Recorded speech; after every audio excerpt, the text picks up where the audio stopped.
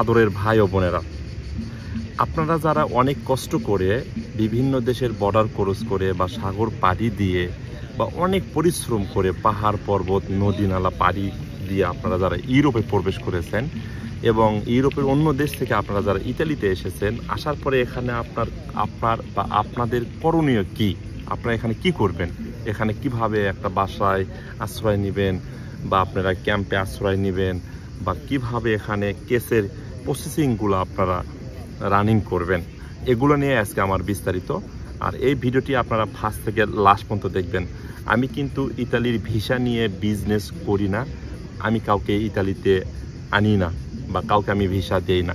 সবাই দালাল এবং প্রতারক চক্র থেকে সাবধান থাকবেন। আমার নামে কিন্তু ফ্যাক আইডি আছে, ফ্যাক আইডিতে যা কোনো সময় টাকা পয়সা বা আমার আইডিতে কোনো সময় টাকা পয়সা লেনদেন করবেন না। তাহলে চলুন আমি আপনাদেরকে বলি, আপনি অনেক কষ্ট করে ইতালিতে প্রবেশ করেছেন বা ইউরোপের যে কোনো একটা দেশে প্রবেশ করেছেন। আপনি প্রবেশ করার পরে আপনার সর্বপ্রথম করণীয় হলো যে আপনি কিভাবে ক্যাম্পে ঢুকবেন। ইতালিতে এক সময় খুবই সহজ ছিল যে আপনি ইতালিতে আসার পরে যে কোনো ক্যাম্পের আশেপাশে বা থানায় গিয়ে আশ্রয় ছেলে তারা ক্যাম্পে পাঠিয়ে দিত। এই জিনিসটা কিন্তু অনেক করা হয়ে গেছে, এখন কিন্তু সহজে ক্যাম্পে ঢোকা যায় না। এখন একমাত্র তারাই ক্যাম্পে ঢুকতে পারে যারা লিবিয়া থেকে ইতালিতে আসে। লিবিয়া থেকে যারা সাগর পাড়ি দিয়ে ইতালিতে আসে তাদেরকে সাগরে রিসিভ করা হয়। রিসিভ করার পরে তাদেরকে যে বন্দর নেওয়া হবে ওখান থেকে তারা যোগাযোগের মাধ্যমে সব কিছু কোন সিটিতে মানে ক্যাম্প ফাঁকা আছে ইতালির ভিতরে, তখন তারা যোগাযোগের মাধ্যমে ওখান থেকে প্রশাসন বা পুলিশের যোগাযোগের মাধ্যমে তারা ওখান থেকে হয়তো বিমানে বা আপনার ট্রেনে বা আপনার গাড়িতে যেভাবে হোক আপনাকে সেই ক্যাম্পে পৌঁছে দিতে পারে। দেওয়ার পরে এখানে আপনি এই দেশের সরকারের আন্ডারে বা এই দেশের নিয়ম কারণ মেনে আপনি যেটা পাওয়ার যোগ্য আপনাকে সব কিছু দেবে। বিশেষ করে যারা লিবিয়া থেকে আসে তারা এই মাধ্যমে তারা ক্যাম্পে খুব সহজেই প্রবেশ করতে পারে। আর যারা বিভিন্ন দেশে বর্ডার ক্রস করে আসার পরে এখানে চেষ্টা করে, ইতালিতে প্রবেশ করেছে অলরেডি, চেষ্টা করে যে আমি একটা ক্যাম্পে যাব। ক্যাম্পে গেলে যে আপনার থাকা খাওয়া লেখাপড়া পোশাক আদি এবং নিজের পকেট খরচের টাকা পর্যন্ত দিবে। আর এটা কে দেয় জানেন? এটা দেয় হলো জাতিসংঘ অর্থাৎ ইউরোপীয় ইউনিয়নের যে একটা সংস্থা আছে তারাও কিন্তু দেয় সঙ্গে। তা আমি বলবো যে আপনার আগের এই জিনিসটা কিন্তু খুবই সহজ ছিল। যারা বিভিন্ন দেশে বর্ডার ক্রস করেছে তারাও কিন্তু ক্যাম্পে ঢুকতে পারতো, এখনও ঢুকতে পারে, কিন্তু খুবই কঠিন। আপনাকে যদি আপনি হয়তো কোনো থানার সামনে বা কোনো ক্যাম্পের সামনে আপনি গিয়ে বলতেছেন, দেখ আমার থাকার জায়গা নাই, খাওয়ার জায়গা নাই, আমি রাস্তাঘাটে ঘুমাই, যেভাবে বলতেছেন আপনি ইংলিশ ভাষা বলেন অন্য কোনো ভাষা বা ইতালিয়ান ভাষা বুঝে বলে বা ট্রান্সলেশন করে বলেন, তখন তারা করবে যে তুই কোন দেশে বর্ডারে প্রবেশ করছিস? অমুক দেশে। কেন প্রবেশ করছিস? তো তখন বলবে কি তোর আত্মীয় স্বজনে এখানে কে আছে তার বাসায় যা। আপনাকে কিন্তু সহজে ক্যাম্পে পাঠাবে না, পাঠাতে পারে কিন্তু সহজে না। আর যারা লিবিয়া থেকে আসে তাদেরকে খুব সহজে তারা কিন্তু ক্যাম্পে পাঠিয়ে দেয় এবং তারা অন্যর বাসায় আশ্রয় নিতে হয় না। তাই এখানে আমি আপনাদেরকে আর একটা কথা বলি, ধরেন আপনি এখানে ক্যাম্পে আশ্রয় পাইলেন না, আপনি কি করবেন এখানে? এখন রাস্তাঘাটে বা রেল স্টেশন বা যেখানে মানুষ সবচেয়ে বেশি চলাফেরা করে সেগুলো জায়গা, বাস স্টপ বা আপনার ট্যাক্সি স্টপ বা একটা এরকম পার্কে, এটা কিন্তু একটা পার্ক, এরকম পার্কে আপনি হয়তো আসে শুয়ে থাকলেন, কিন্তু এগুলো জায়গায় শুয়ে থাকলে কী করে? পুলিশ আসবে চেক করে কী করবে যে তোর ডকুমেন্ট দে, তখন ডকুমেন্ট নেই, তখন তারা কী করবে আপনাকে সঙ্গে করে নেবে, তো শুধু ফিঙ্গারগুলো নেবে, আঙ্গুলের যে ফিঙ্গারগুলো আছে ফিঙ্গারগুলো নেবে। ফিঙ্গার নেওয়ার মেন উদ্দেশ্য হলো কি যে আপনি যেন এখানে বড় ধরনের কোনো ক্রাইম বা বড় ধরনের কোনো অপরাধ করে আপনি পালাতে না পারেন। আপনাকে দেশে পাঠাবে না, নো টেনশন, ডুবুর্তি, আপনাকে জেলেও রাখবে না, কারণ আপনি অসহায়। তখন বেশিরভাগ মানুষই কী করে স্টেশনে আশ্রয় নেয়, ট্রেন স্টেশনগুলোতে বা বাস স্টপগুলোতে আশ্রয় নিয়ে থাকে। এভাবে থাকতে হয়। আর যদি আপনার এখানে আপনজন যদি কেউ থাকে আপনি তার সঙ্গে যোগাযোগ করে তার বাসায় যা উঠলেন বা সে যে আশ্রয় দেয় আর কি। কারণ ইতালিতে বর্তমানে ইতালির মিলান সিটিতে, মিলানোতে মানে ব্যয়বহুল খরচ, প্রতি মাসে আপনার চাকরি থাক এবং না থাক নর্মালভাবে আপনার বাংলাদেশের টাকায় প্রায় 50 থেকে 60 হাজার টাকা খরচ হবে। আপনার 200 ইউরো ধরেন আপনি একটা বেড ভাড়া দিতে হবে, ম্যাচে থাকবেন, তাও একটা ম্যাচে হয়তো 8 জন 10 জন 12 জন 15 জন এভাবে থাকে। একটা বেড ভাড়া দিবেন 200 টাকা, খাওয়ার বিল দিবেন 150 টাকা, রান্নার জন্য দিবেন 50 টাকা 200 টাকা, ওই যে বললাম না প্রায় 60 হাজার টাকার মতন আপনার নর্মাল খরচ আছে। এতে আপনার ইনকাম থাক আর না থাক, এখন অনেক বাংলাদেশিরা আছে এখানে বাংলাদেশে নিজের মানে কি বলবো যে বাবার টাকা বা নিজের মানে জমানো টাকা ভাঙে ভাঙে খেয়েছে এরকম। আপনি কয়দিন খাবেন? 1 মাস খাবেন, 2 মাস খাবেন? 2 মাস খেলে ধরেন প্রায় 1 লাখ টাকা খেলেন বা 1 লাখেরও বেশি খেতেছেন আপনি।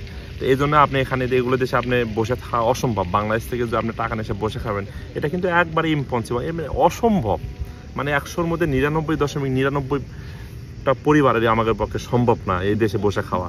কারণ এই দেশে আপনি একটা দিন যাবে, আপনি ইনকাম না থাকলে মিনিমাম আপনার 20 থেকে 25 বা 25 ইউরো আপনার নর্মাল খরচ আছে, 20 থেকে 25 ইউরো।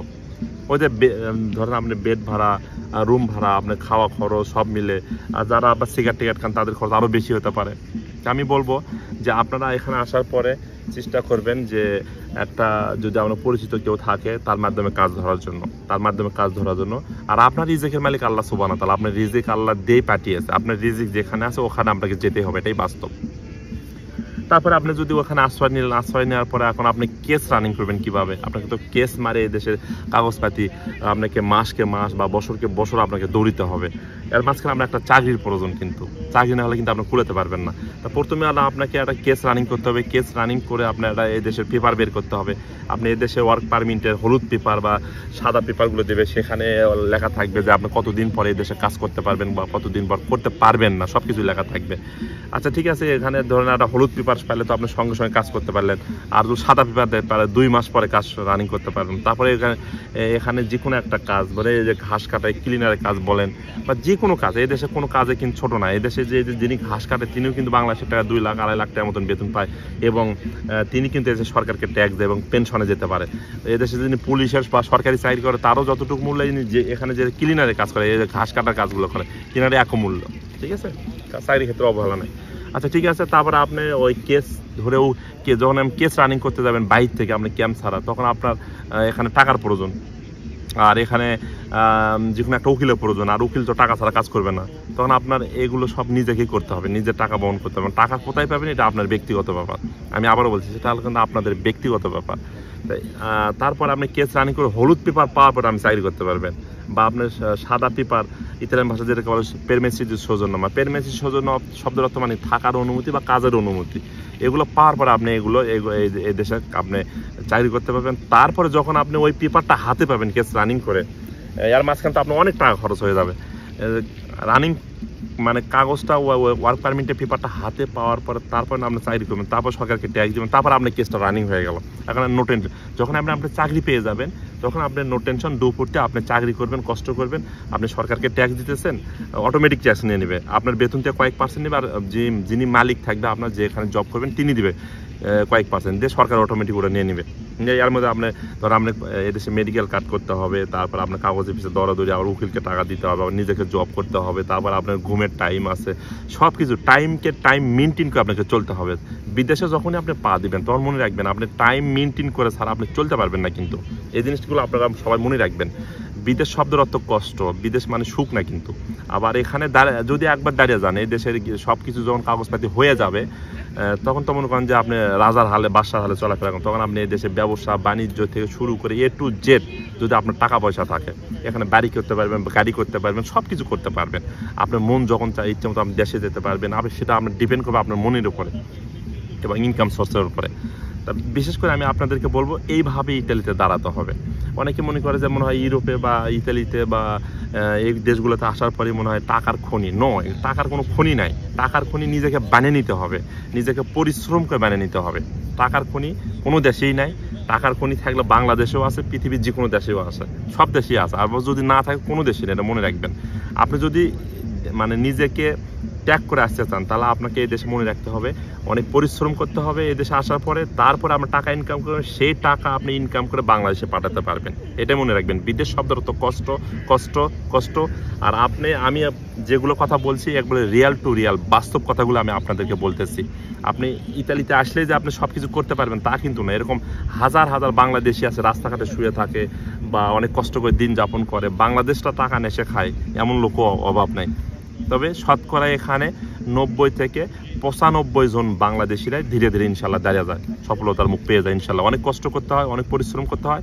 আর বিশেষ করে বাংলাদেশের মেন একটা সমস্যা হয় ফ্যামিলিগত, পরিবার থেকে যে মানে প্রেশার বা চাপ দেওয়া হয়, এটার কারণেই বাংলাদেশিরা বিদেশে অনেক কষ্ট ভোগ করে, কারণ মানসিক টেনশনে ভোগ থাকে। তা সবাই ভালো থাকবেন, সুস্থ থাকবেন, এবং যদি কথা ভালো লাগে তো অবশ্যই ভিডিওটি বেশি বেশি শেয়ার করবেন। আল্লাহ হাফেজ।